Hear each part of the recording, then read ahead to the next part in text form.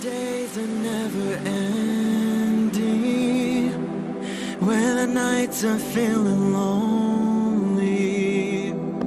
There's a place that I can go, where the birds are free to roam, in the sky, flying high, over fields of green. And where the stars inside the sky, where the last one's shining bright, pushing through the storm tonight, we'll be burning on and on and on. Where the stars inside the sky, where the last one's shining bright, pushing through the storm tonight, we'll be burning on and on and on.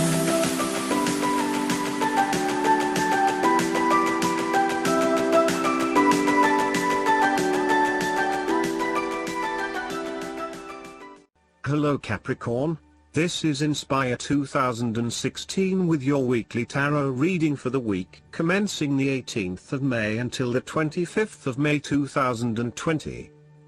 The first card for you is representing, how do you feel about yourself?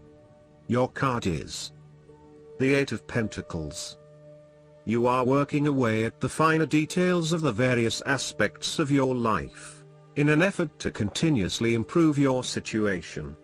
You may be unhappy with your current state and you know you need to make some important changes in your life to increase your overall satisfaction. This card is a really positive sign that you are committed to making those changes and to ensuring that you give yourself the best possible chance. Overall, this is a very hard-working and conscientious energy that is present in your life. Keep doing what you are doing, as it will eventually lead to success. Yes, it requires a lot of dedication, focus and patience, but as each day passes and as you stay true to your values and beliefs, you get a little closer to your goal. It may not be as apparent as you may like, but events are unfolding that will lead you to the right path. Continue working on yourself, too, and making ongoing improvements and adjustments to ensure that you are the best person you can be. You may want to further your education or study in order to hone your skills. You may already be proficient in a particular skill set, but you are now seeking to master those skills. For example, you may be a great home cook, but now you are starting to focus your attention on fine French cuisine. Or perhaps you have learnt the basics of tarot reading, but now you want to become a tarot expert. You know that it will require a lot of focus and dedication in your studies, but you are willing to work hard and to pay attention to the details. You know that you will not learn these advanced skills overnight, but you are prepared for the journey towards becoming a master at your chosen expertise. If you are not currently engaged in the active pursuit of your goals, ask yourself what you could learn or create to better yourself or your circumstances. If you are already engaged in the pursuit of new learning, the Eight of Pentacles may be a card of encouragement and reassurance that the energy you invest in your development will be worth your while. The second card for you is representing, what do you want most right now? Your card is the Six of Pentacles. What do you want most right now is financial assistance from others, or you may want to give some help to others around you. If you are the wealthy man, then you have accumulated great wealth and are now in a position where you can offer financial assistance to those in need. Now that you have lived through the darkness long enough to see the inner light, it is time to help others who are not so fortunate. Consider giving to charity or reaching out a helping hand to someone who needs your support. The generosity of the Six does not limit itself to money and material things. Giving of your time or your wisdom is often just as spiritually fulfilling as giving away money or gifts, and the intangible gift of your presence is received just as well, if not better. You may also be inclined to make a loan to someone, on the premise that they will eventually pay you back once they are back on their feet. This is a loan built on trust and good faith, knowing that if you give something away, it will come back to you. Remember, though, that this is more about a short-term fix and not a sustainable solution towards self-sufficiency. So, think about how you can financially support your family or friends in a way that encourages them to stand on their own 2 feet eventually. If you are the beggars in the Six of Pentacles, then you may be the recipient of someone else's charitable activities. This will help you to get back on your feet and to eventually repay the charitable organization or individual, either with your time or your restored wealth.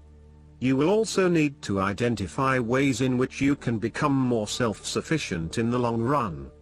The risk of accepting charity is that you become dependent on it and cannot look after yourself. Be mindful that you are not becoming submissive or noticeably desperate as a result of the charity that someone else is providing you. The third card for you is representing your fears. Your card is the Eight of Swords. You are afraid and feeling trapped by your own thoughts and perspectives. The woman in this card is blindfolded and bound, trapping her into thinking that she has no way out. However, if only she could remove the blindfold and change her thinking, she would see that she does indeed have options. So, the Eight of Swords suggests that you need to look at a difficult situation from a new angle. Draw upon your intellectual self and your emotional self to determine the best path forward, one that avoids any possible victimization or restriction. You have come through a difficult time and you are becoming more open to change and self-acceptance. You have been able to reflect on what did and did not work in the past and have changed your perspective and approach. You acknowledge that you do indeed have options, and you are refusing to play the role of the victim, taking greater accountability for where you are in life. The Eight of Swords indicates that you need to free yourself from some of the limiting factors of your past. You have some skeletons in the closet that need clearing out. Allow yourself to let go of old patterns of behavior and belief systems that have previously held you back. The fourth card for you is representing what is going for you. Your card is the Ace of Cups. There is a new beginning of love, happiness and compassion. It can indicate the start of a new relationship, be it a friendship or a romance. This is one of those relationships where you feel happy and you are so pleased to have met someone with whom you can share a special connection. The water in the card reflects the flow of emotion, and thus the Ace of Cups suggests that positive emotion and energy will be created between two people in a way that leaves you feeling good about yourself and life in general. You need to experience the feeling of new love or of giving and receiving unconditional love. Give and accept love on a new level and open your heart to what is around you. Your loving ways will magnetize love to you. This card often means that love is the essence of the situation. It may or may not be romantic love. Look for ways in which you can begin to connect with others. Do you have someone to forgive, or do you want to ask for forgiveness? Can you set aside your anger and find peace? Would you like to drop your reserve and let your feelings show? This is a peaceful time in your life, so use it and make peace with friends or yourself. The Ace of Cups is also about creative expression, particularly where there is an opportunity to allow your emotions to shine through. You are very open to experiencing your inner feelings and sharing them with others. You may be inspired to start a new creative project, take up an art class or two, or even engage in interpretative dance. You are at that point in your life where you feel comfortable with who you are and what you feel, and you are not afraid to express that part of yourself to others. You see new potential in allowing your creative juices to flow, and as such, you are open to new possibilities and stimulating your imagination to allow your talent to unfold. The fifth card for you is representing what is going against you. Your card is the Nine of Swords. You are full of fear, worry, anxiety and not being able to sleep because your thoughts are running at 100 miles an hour. You are working yourself up and becoming incredibly stressed and anxious when, really, this does not have to be a complicated issue. You have a tendency to get very worked up about how bad a situation appears, losing sight of what it is really happening and what opportunities are available to you. What is needed here is for you to stop and objectively examine the reality of the situation. Bring yourself back to earth by uncovering your fears and anxieties and working to reduce the impact of those fears and anxieties on your life. Know that it is going to be okay, no matter what. Overall, your worry and despair may actually be causing you harm. The more you worry about something, the more likely it is you will manifest your worst nightmares. Do not let this nightmare become your reality. Take a deep breath and realize that life is not as bad as it seems, and that the more you worry, the more harm you are doing to yourself.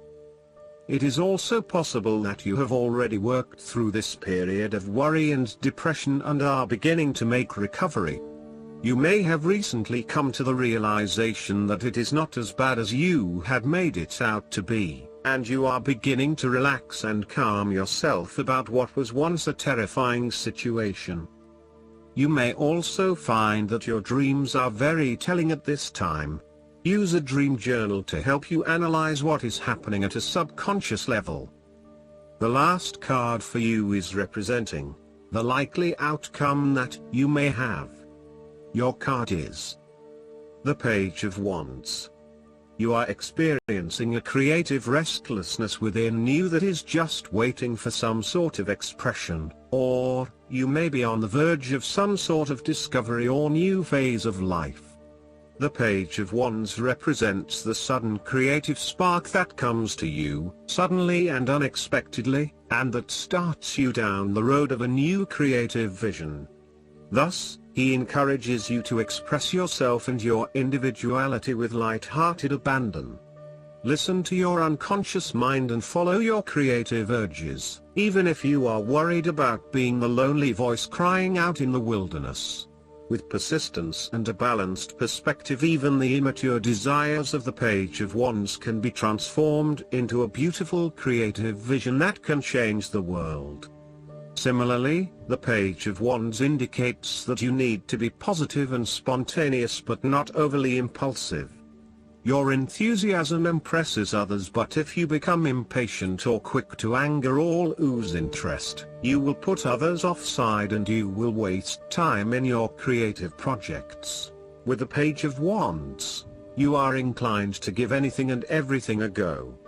If you are enthusiastic or passionate enough, you embrace the opportunity to start out on a new journey or project and see where it takes you. You do not necessarily have a solid plan in place, nor do you really know where you are headed, but you do know that you are excited about the possibilities. Last but not least, the guidance card for you is the Air and Water Dragon. Call on your blue and green air and water dragon to enter your third eye to awaken and activate your higher fifth dimensional abilities. This will bring you crystal clear clarity and new vision and awareness of life. Your third eye is a very sensitive psychic center, and when it is fifth dimensional, the air and water dragons clarify and protect it and enhance your ability to use it for the highest good. They then enable you to connect to Neptune, the planet of higher spirituality, to open to new enlightened understanding. Choosing this card calls on you to use your intuition as well as your spiritual knowledge and wisdom to see everything from an illumined perspective. Air and water dragons will then surround you and enable your life to flow. They will attune you so that your voice expresses the true notes of your soul. I hope that you enjoy everything, and if you like the reading, just please click subscribe and you will get instant notifications every time we publish a new video right to your YouTube. Thanks.